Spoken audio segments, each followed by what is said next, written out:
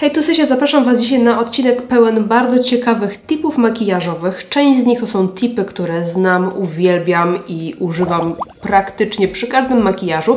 Część z nich będę próbowała po raz pierwszy, ale wydają się mieć bardzo duży potencjał. Dlatego jeżeli jesteście spragnieni makijażowej wiedzy, jakichś fajnych trików, które ułatwią Wam życie i ułatwią Wam makijaż, to zapraszam Was serdecznie do oglądania tego odcinka.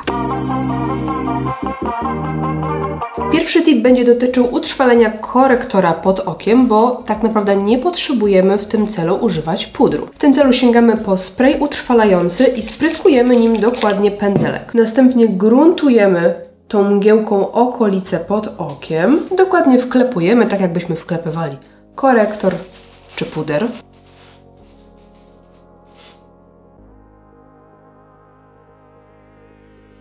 Ja używam mgiełki All Nighter z Urban Decay i ta mgiełka właśnie bardzo dobrze sprawdza się do takiego utrwalenia i widziałam również, że inni wizerzysci też używali tej mgiełki. Następnie sięgamy sobie po korektor. Tutaj wyłożyłam sobie trochę i nakładamy go standardowo pod oko. Tutaj też warto użyć tego samego narzędzia, który ma w sobie jeszcze odrobinę tej mgiełki. Ja doklepię sobie to jeszcze odrobinę puszkiem.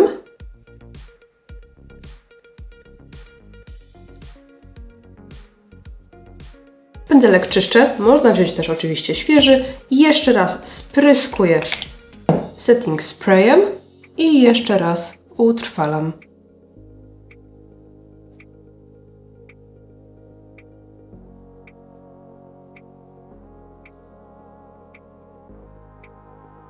I w ten oto sposób mamy utrwalony korektor bez konieczności pudrowania okolicy pod okiem, więc jeżeli nie lubicie takiego efektu pudrowego pod okiem, nie możecie znaleźć idealnego pudru, to być może ten tip będzie właśnie dla Was. Następny tip będzie dotyczył naprawy takich syntetycznych, precyzyjnych pędzelków.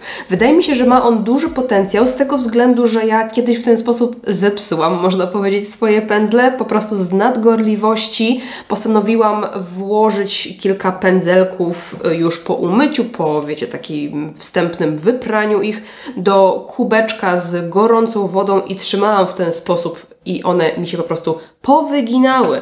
I wydaje mi się, że gorąca woda może mieć faktycznie taki wpływ na włókno pędzla, że ułoży je z powrotem w prawidłowym kierunku. Widziałam ten tip na Instagramie i jeszcze go nie testowałam, także zobaczmy, czy działa. No i mam tutaj gotującą się wodę w rondelku i przygotowałam sobie dwa pędzelki, oba są z LH Cosmetics. Jak widzicie, one nie są w złym stanie, ale już nie są takie idealnie precyzyjne, są takie troszeczkę spuszczone, więc sprawdźmy, czy ta terapia coś im pomoże. Biorę sobie jeden pędzelek i zamaczam go na chwilę we wrzącej wodzie. Ścisnę go tak jeszcze troszeczkę palcami.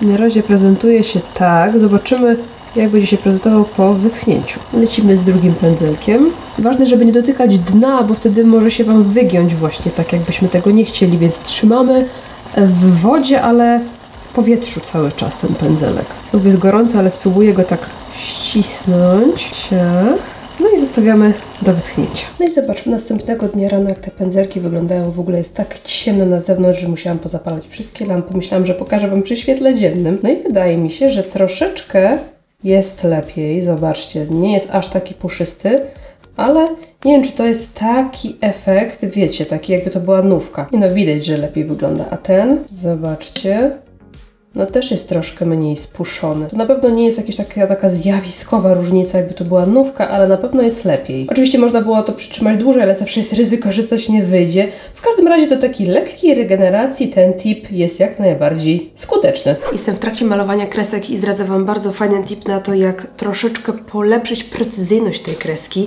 Tutaj wyłożyłam sobie troszeczkę eyelinera, rozrzedziłam go już płynem Duraline, bo im rzadszy eyeliner, tym łatwiej będzie nam zrobić idealną kreskę, bo jak on jest taki mocno kremowy i gęsty, może nam ciągnąć skórę i robić właśnie taką, wiecie, zeberkę. Dlatego warto mieć zawsze jakieś medium do rozrzedzania kremowych produktów.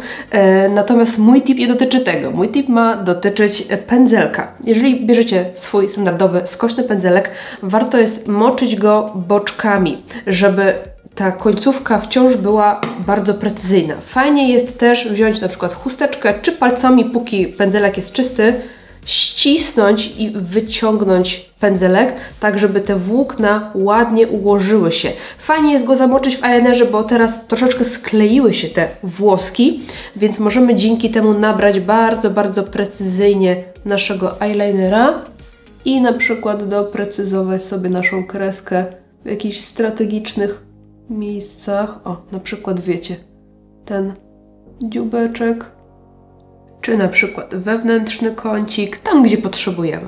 Kolejny tip będzie dotyczył pacnięć na powiece. Na pewno wiele z Was ma problem z tym, że gdy tuszuje rzęsy, to podczas tuszowania pacniecie się na powiece. Ja nie mam aż takiego dużego problemu z pacnięciem się, wiecie, gdzieś tutaj, ale często tutaj przy linii rzęs jest po prostu makabra. I uważam, że nie ma w tym nic złego, to nie musi wyglądać źle, nie trzeba tego poprawiać, bo taka lekko upociana powieka może dawać tam też efekt takich bardziej zagęszczonych rzęs, więc nie jest to nic złego, ale jeżeli chcecie to naprawić, wiem, że są rady, żeby to zeskrobywać szczoteczką, ale jak macie wrażliwe powieki, to nie przeżyjecie tego. Ja znacznie bardziej wolę wrócić sobie do cienia, którego używałam, sięgając po jakiś precyzyjny pędzelek i przy samych rzęsach dołożyć sobie troszeczkę, a szczególnie jeżeli macie na powiekach jakiś błyszczący cień, to absolutnie zakryje wszystko. Matowy ogólnie też da radę, ale błyszczący to jest po prostu petarda. Jak się ufajdacie, to po prostu polecam nałożyć jakiś błyszczący cień. Fajnie się też sprawdza do tego pacynka. W ostatnim odcinku z tipami właśnie jedna z widzek polecała używanie pacynki i to jest naprawdę super tip, bo pacynka nałoży nam dużo tego produktu, więc poleca się. Jeżeli lubicie doprecyzowywać i perfekcjonizować Wasz makijaż, to ten tip bardzo Wam się spodoba. Zapewne nie jedna z Was ma problem z tym, że podczas malowania linii wodnej utetła sobie troszeczkę rzęsy, utetła sobie troszeczkę część już pod rzęsami, powiekę dolną i niby jest tutaj ten efekt taki piękny, precyzyjny, ale nie do końca. Zobaczcie, że niby jest ładnie rozjaśniona ta okolica, ale jednak widzimy, że jest tutaj trochę brudno. I uwielbiam w tym momencie, robię to notorycznie, bo jest to jedno z moich po prostu totalnych odkryć. Uwielbiam ten tip. Wracam sobie po prostu do cienia matowego, którego używałam na dolną powiekę. Ja używałam tego. I cienkim, skośnym pędzelkiem wchodzę sobie pod dolne rzęsy i doczyszczam tą krawędź.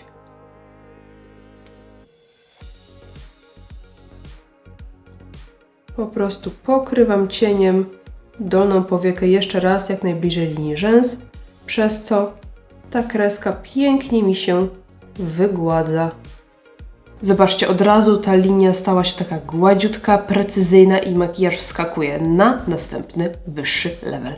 I ostatni tip, który chciałabym Wam dzisiaj pokazać, to jest sposób na dobranie idealnego odcienia pomadki do naszych ust. Widziałam taką rolkę na Instagramie, gdzie dziewczyna przytrzymała sobie palec tak, żeby on się mocno zaczerwienił i takim zaczerwienionym palcem przykładała sobie ten palec do pomadek, żeby zobaczyć, która jest najbliższa temu kolorowi. I tu wystawiłam sobie kilka szminek, żebyśmy mieli właśnie jakieś takie porównanie, więc przytrzymuję paluch, żeby się zaczerwienił.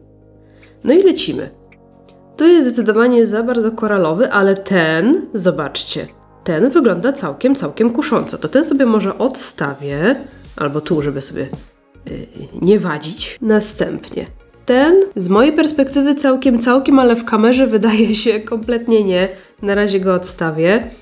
Ten zdecydowanie za pomarańczowy, ten też, ten nie, ten. Całkiem, dobra. To ten też się wydaje całkiem. No ten jest za chłodny i ten też całkiem spoko. Zostały mi takie kolory, więc sprawdzam sobie jeszcze raz, który jest najbardziej zbliżony do mojego koloru. No nie, ten ewidentnie się tutaj wyróżnia. Wydaje mi się, że najbardziej zbliżonym kolorystycznie jest ten. Ten jest trochę za ciemny i za chłodny, ten trochę za fioletowy i ten też wydaje mi się całkiem spoko, więc myślę, że te by tutaj wygrywały. I zobaczcie, ten jest naprawdę mega zbliżony, ale ten jest ciutkę bardziej różowy, więc Chyba bym wybrała ten. Więc spróbujmy tej pomadki. To jest L'Oreal Intense Volume Matte w numerze 600. Oczywiście ten tip bardziej przewiduje takie kolory harmonizujące do naszej karnacji, no bo tutaj raczej nigdy nie znajdziemy jakiegoś pomarańczu, czy czekolady, czy czerwieni. Takie bardziej nudziaki, ewentualnie lekko różowe, czy czerwone nudziaki. Okej, tak patrzę na tą pomadkę, to wydaje mi się, że trochę się jednak gryzie ze mną, ale prawdopodobnie ze względu na makijaż oka, który jest taki właśnie ciepło-zielony i tutaj ten róż troszeczkę się gryzie, więc może lepiej będzie, kiedy będę miała bardziej delikatny makijaż na oczach albo coś bardziej neutralnego. I pokazuję się Wam w delikatniejszym makijażu, żebyśmy zobaczyli moc tego koloru. No uważam, że kolor jest prześliczny, ale czy to jest taki idealnie komplementujący moją urodę kolor? Nie wiem.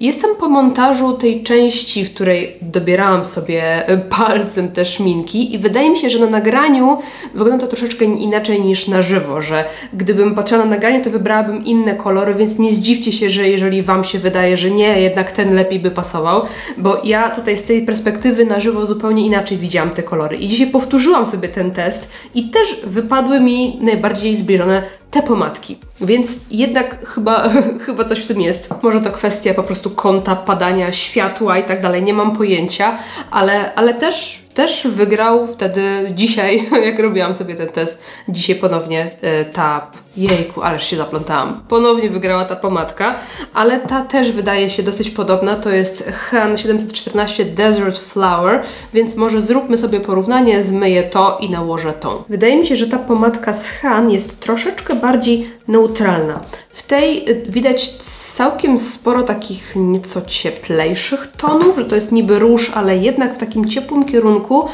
Tutaj jest ten kolor bardziej neutralny. Troszeczkę brzoskwiniowy nudziak, tak bym powiedziała. Brzoskwiniowo-różowy, coś takiego. O, ale widzicie, że jest znacznie bardziej neutralny.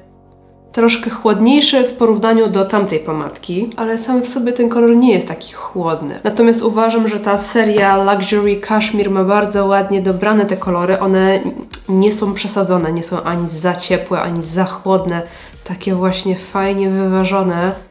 Za to też bardzo lubiłam te pomadki. I celowo nie nakładam też żadnej konturówki, żeby tego koloru nie zakłamywać. Bo jednak konturówka daje nam inny efekt i inny rezultat i z konturówką to tak naprawdę każdy kolor może nam pasować. I co myślicie? Kurczę, powiem Wam, że teraz to już nie wiem. Ta była troszkę żywsza, troszkę bardziej wyrazista. Mi jest dobrze w takich kolorach, które troszeczkę ożywiają mój kolor ust. Więc jak teraz patrzę na ten makijaż, to wydaje mi się, że właśnie czegoś brakuje, że może troszkę za delikatny, za słaby, ale kolorystycznie wydaje mi się, że ładnie harmonizuje. No nie wiem. Nie wiem, powiedzcie mi, w której było mi lepiej i tak będę używać jednej i drugiej, bo są przepiękne, ale to już bardziej pod kątem dobrania do makijażu. I zaaplikowałam sobie jeszcze kolor, który na nagraniach wydawał mi się najbardziej zbliżony i jest to nie jest to. To jest to. Han Luxury 704 Posh Girl. Jest on, zobaczcie, trochę ciemniejszy niż Desert Flower i pod tym kątem chyba trochę mi lepiej, że jest ta buzia troszeczkę bardziej wyrazista, jednak potrzebuje chyba troszeczkę większego kontrastu, ale ten mi się wydaje za to trochę za chłodny. Tak jak patrzę z daleka, tak na swoją buzię i swoją urodę, to wydaje mi się, że ten jest troszeczkę za chłodny, jeżeli mówilibyśmy o takich harmonizujących kolorach. Ja bardzo lubię ten kolor, to jest jeden z piękniejszych odcieni szminek, takich wpadających właśnie w chłodniejsze tony, jakie mam, uważam, bo jest taki idealnie zrównoważony, nie za chłodny, ale jednak chłodny. Natomiast wydaje mi się, że dla mnie ciutkę za chłodny, gdyby miał być takim idealnie harmonizującym kolorem. Też nie jestem do końca obiektywna, bo też uwielbiam ten kolor i chciałabym powiedzieć, że no to jest po prostu ideał dla mnie, bo jest bardzo ładny. Więc na pewno pod kątem intensywności, ciemności ten wypada lepiej niż Desert Flower, ale tak jak sobie właśnie oglądam na filmie, to wydaje mi się, że ten, który jest jednak troszkę cieplejszy, wypadł jednak najlepiej, więc chyba pierwsza myśl, pierwszy wybór wypadł najlepiej. Nie wiem, piszcie, już 3. raz was o to proszę, ale piszcie, co wy myślicie. Jeżeli odcinek wam się podobał, zostawcie mi łapkę w górę dla wsparcia i dziękuję wam serdecznie za oglądanie. Jeżeli macie jakieś tipy, koniecznie piszcie w komentarzach i widzimy się w następnym odcinku. Trzymajcie się, do następnego.